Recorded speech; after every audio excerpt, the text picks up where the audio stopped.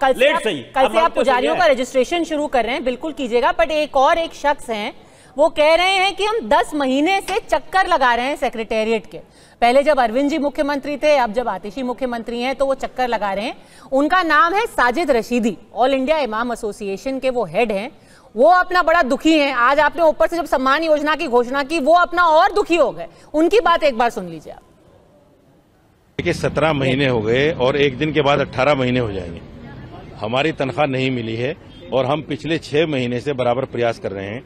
मुख्यमंत्री से मिले हैं, एलजी से मिले हैं, अश्वनी कुमार से मिले हैं जो एडमिनिस्ट्रेटर हैं, जो पूरी दिल्ली को देख रहे हैं।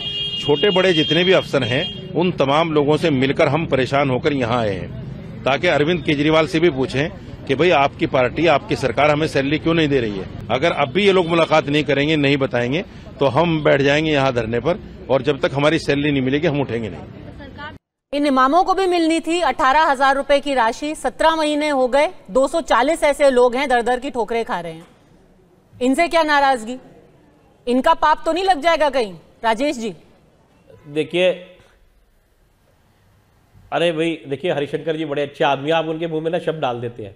मेरे बड़े भाई हैं, मैं उनका बहुत सम्मान करता हूँ। ऐसा उन्होंने कुछ और लहजे में किया था। पाप किसी को नहीं लगेगा, क्योंकि जो अच्छा काम कर रहे हैं, और ऐसा मौका नहीं देंगे पाप लगने का। हमने जो कहा है उसे करके दिखाएंगे, हमें पुण्य ही मिलेगा। आप यकीन मानिएगा, ये पुण्य का काम है, कोई पाप का काम नहीं होगा। हम सबके बारे में सोचते हैं, हम सभी वर्गों का, सभी समाजों का आदर करते हैं। और मुझे पता है प्रदीप भाई भी आज इस बात से खुश है। राजेश जी, उनको सोच और आदर नहीं, उनको अपनी सैलरी चाहिए, वेतन चाहिए। 17 महीने से नहीं मिल रहा है वेतन। आप आदर उनको पूरा दीजिए। 17 महीने से सब ये जानते हैं।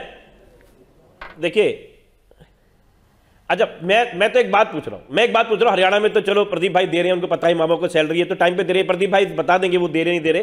हो सकता है हमसे कुछ डिले हुआ क्योंकि अरविंद केजरीवाल जी जेल में से कुछ चीजें ऊपर नीचे हुई, लेकिन प्रदीप भाई तो दे रहे हैं ना महाराष्ट्र में, और वहां थोड़ी की मनाही थोड़ी है। प्रदीप भाई दे रहे हैं ना आप?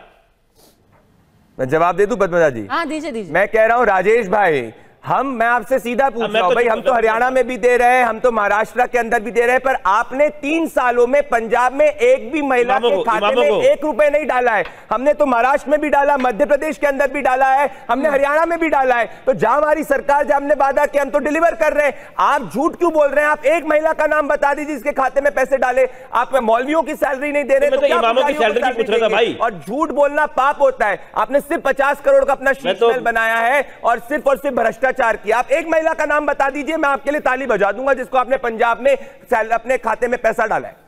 पर रामकृपाल जी, मैं इसकी टाइमिंग की बात करना चाहती हूँ, क्योंकि हाल फिलहाल में एक बहुत बड़ा एक सेकंड हरिशंकर जी या सैयद जवाद और रामकृपाल जी बहुत वक्त से इंतजार कर रहे हैं। मैं इन दोनों से भी एक सवाल लेना चाहती हूँ।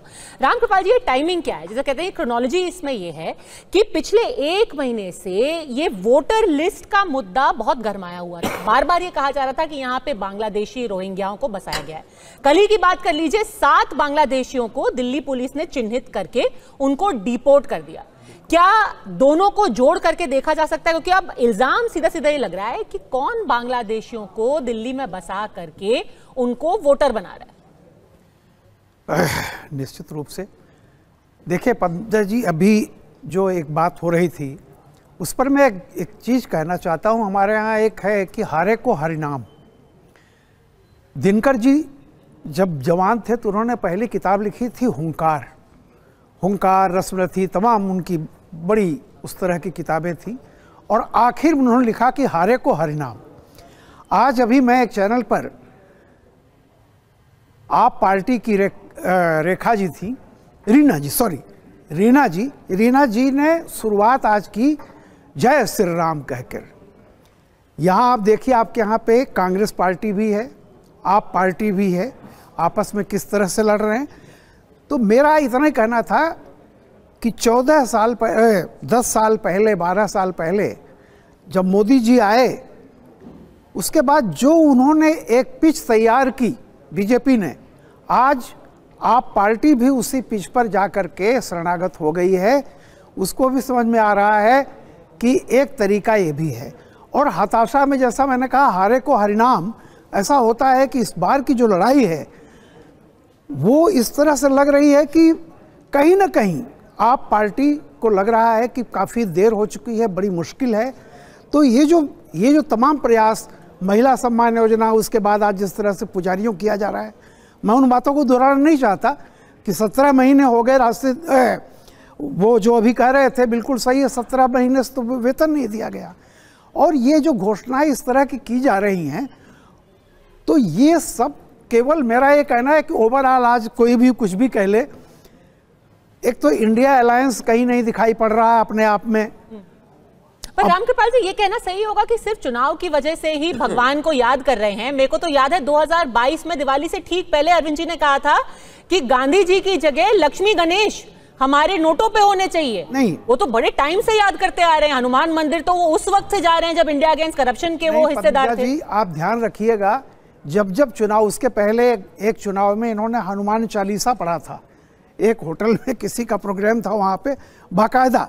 तो मैं ये केवल कह रहा हूं कि अचानक 10 वर्ष हो गए जब आप जब आप मौलानाओं को दे रहे थे तब भी आपके दिमाग में नहीं था पुजारी भी होते हैं। 10 वर्ष लग गए इस चीज को। तो देखिए, ये कहना ये सारा का सारा वोट की राजनीति के लिए हो रहा है। अच्छा, वापस घूम के वोट की राजनीति पे आ रहे हैं। रोहिंग्या वाले पर मैं कहना चाह रहा हूँ। हाँ, रोहिंग्या मुद्दे पर आप ये देखिए कि आज मैं सही गलत नहीं, एक मकान है जिसकी संख्या है 0, उसमें 141 वोटर उस मकान पर जिसकी संख्या 0 है, ऐसा कहा गया, आरोप लगाया गया और बाकायदा दिखाया गया। अब आप ये सोच लीजिए कि कितने फर्जी मतदाता यहाँ पर होंगे।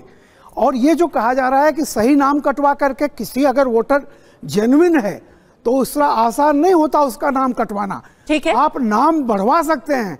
और ये जो फर्जीफिकेशन हुआ है, उस पर जो एक मुहिम चल रही है कि इनको बिल्कुल हटाया जाए, उसका भी एक काउंटर जो हो रहा है। अभी केजरीवाल जी ने कहा है कि मैं मंगलवार को जाऊंगा कनॉट प्लेस के हनुमान मंदिर में और वहां खुद पुजारियों का रजिस्ट्रेशन करूंगा। और इसकी आप ये बताइए, ये बहुत आपत्तिजनक है।